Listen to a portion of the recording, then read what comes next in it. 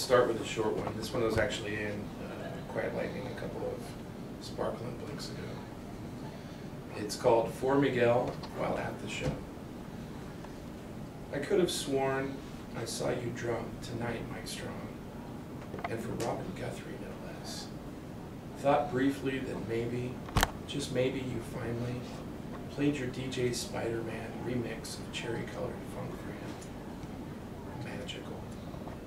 Especially as stoned as I was, just then.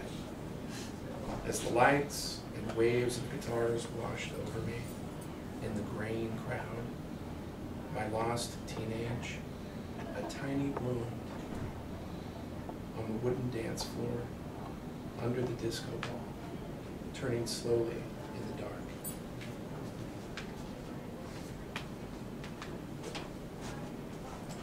This one's called Turn Around. Thinking about passing on or through, and just, passing. The internet of the soul, the portal, jack, or outlet, invisible cord of sine waves or microwaves or sound waves, cut suddenly, passing into non-existence. History, perhaps, temporarily, the virus we call family. Passing it down until forgotten. Passing in a crowd of memories, strangers trading looks like mirrors.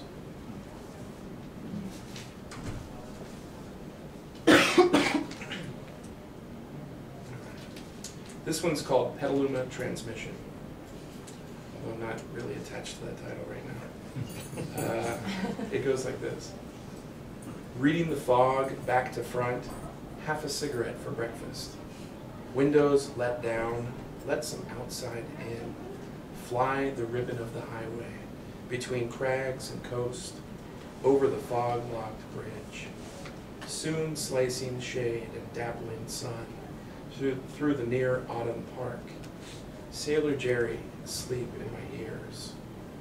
The drive an effortless dream, even 19th Street, a necklace of signals, washed clean and adorned with previously unseen gems.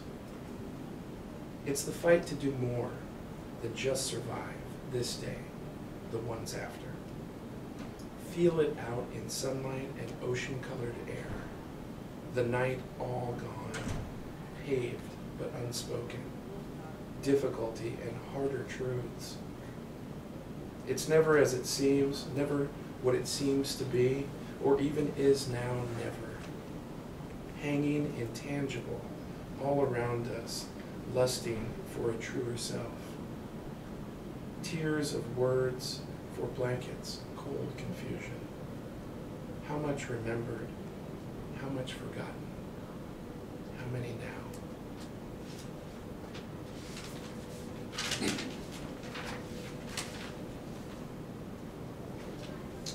Let's see. All right. This is called "And the Summer Wind Across the Sandy Shadows." It's not the sound of pan flutes that freaks me out. It's that tone, plaintive, imperative. Hurt and caught off guard, surprised in a way that is so embarrassing. Tiny face, a wildfire. Eyes basted with heartbreak.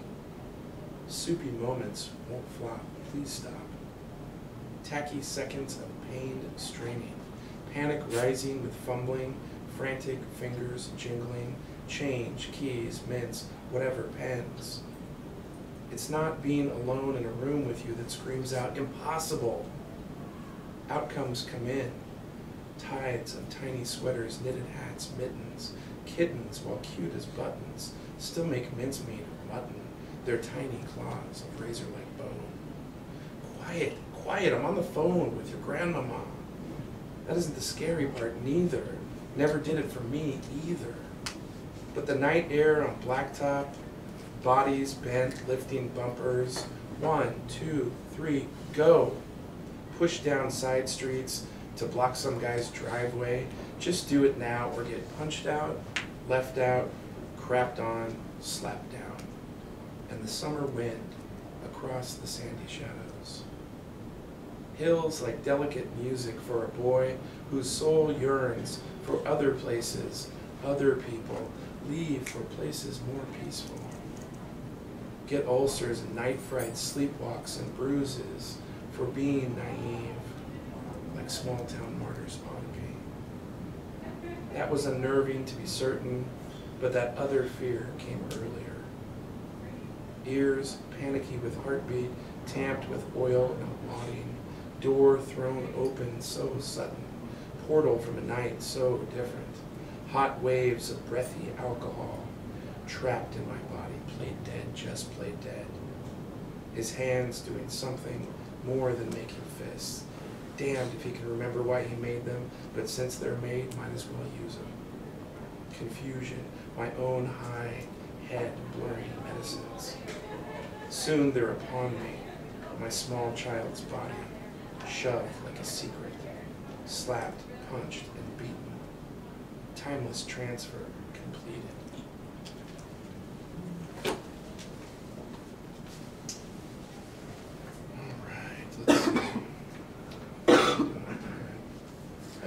I've got one new one. It's kind of long. I'm thinking maybe I'll just read you a section of it. Let's see.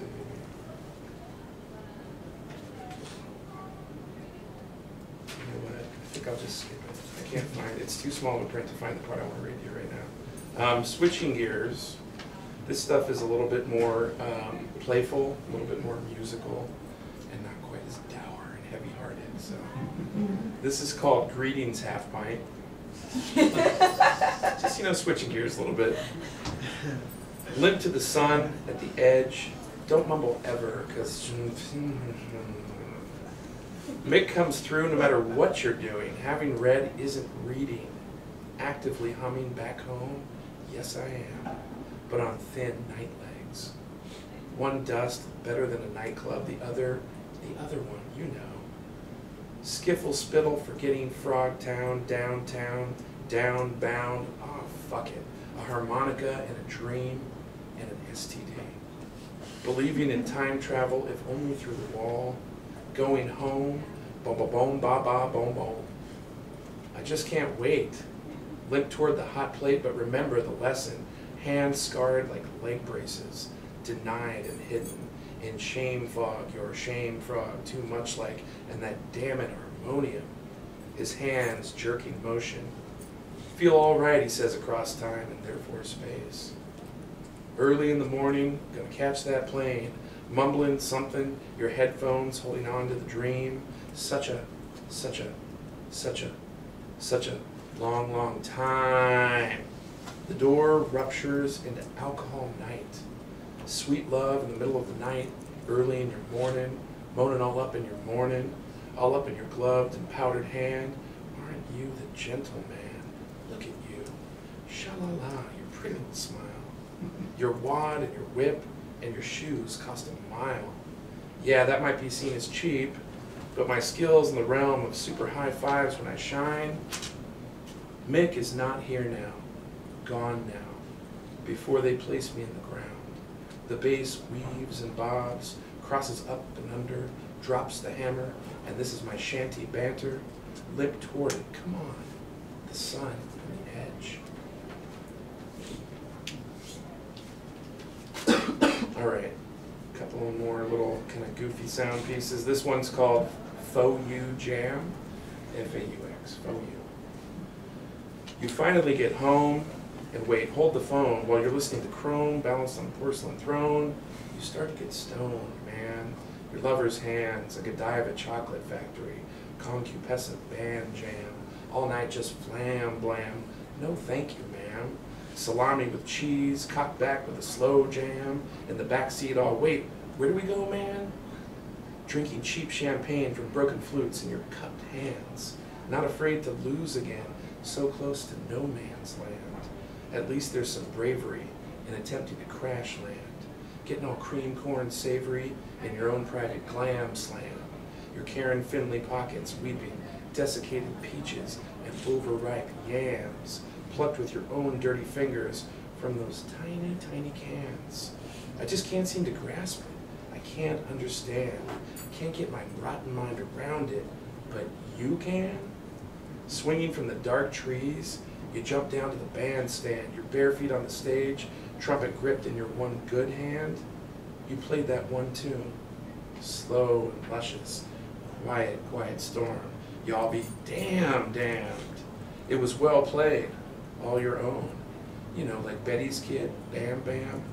All one love and keep keeping on like I know you can. Yes, you can. We all could use some lovers with them slow hands.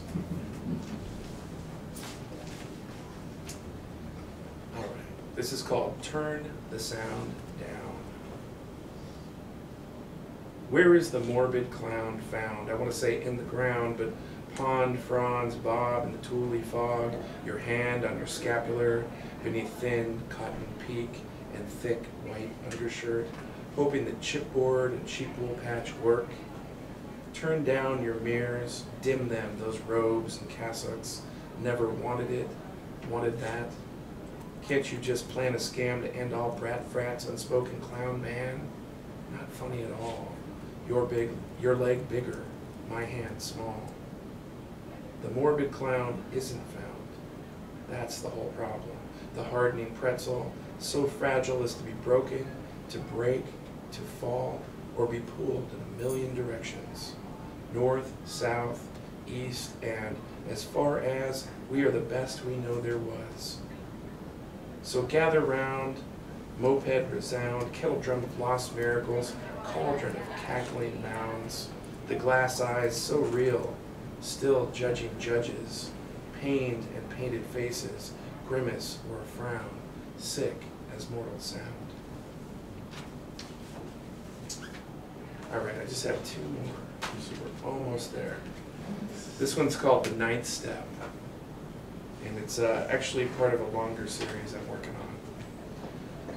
The Ninth Step. Summer dries up, and we're still driving. His hands grip down tighter toward work and that office we share. The weather darkens, his face in the clouds, sunken and tired we ride. He takes in air, a breath through clenched teeth, then speaks. I don't know if this is possible, but I wanted to ask, is there any way? His profile collapsing next to me. You can forgive all those things I did when you were small, helpless, and desperate for that father I never was. All right, this is my last one. It's called 2 times 14 because it's actually a double sonnet. So.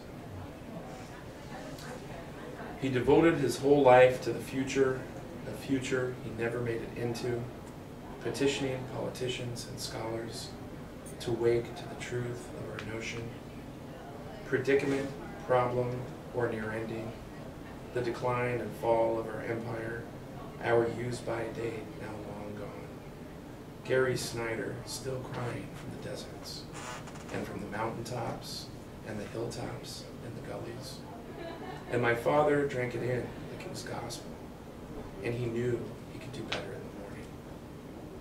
He devoted his second life to our future.